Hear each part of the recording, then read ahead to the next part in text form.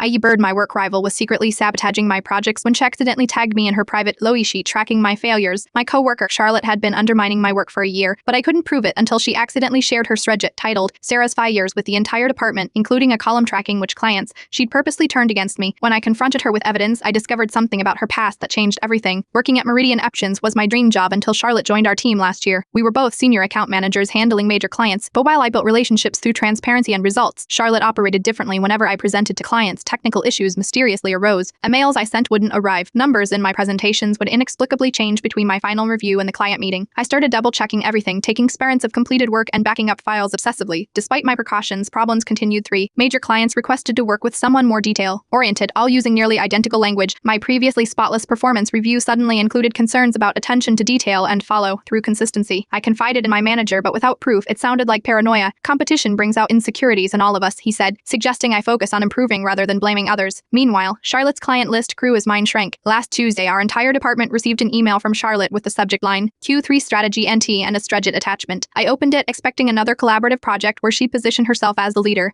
Instead, I found myself staring at a document titled, Sarah's Project Fires, updated weekly. The Spreadsheet contained detailed tabs for each of my clients, documenting every small error or mishap, both real and manufactured. One column labeled Intervention Type listed actions like delayed email delivery, corrupted presentation file, and client call before meeting to raise concerns. Another tracked success metrics showing which clients had reduced their work with me or requested reassignment. Most disturbing was a tab called Language Guide with specific phrases Charlotte suggested to clients when discussing my work. I noticed some inconsistencies in Sarah's numbers, or I am concerned about Sarah's attention to detail lately, my hands shaking. I took sprints of everything before she realized her mistake. Within minutes, a frantic recall request appeared in my inbox, followed by a message claiming the file was an old template accidentally attached. I forwarded the evidence to my manager and AR that evening with a detailed account of the past year. The next morning, Charlotte and I were both called to a conference room where the head of all IT and our director waited. Charlotte has been engaging in systematic sabotage of a colleague's work, my director began, sliding printed copies of the Spreadsheet across the table. We need to understand why. Charlotte's carefully maintained composure crumbled. You don't understand, she said quietly. 2 years ago, I was Sarah at my previous company. CM did the exact same things to me until I lost everything. My clients, my reputation, my job. I swore I'd never be vulnerable again. The revelation stunned me. She'd become the very thing that had destroyed her. HR placed Charlotte on administrative leave pending investigation.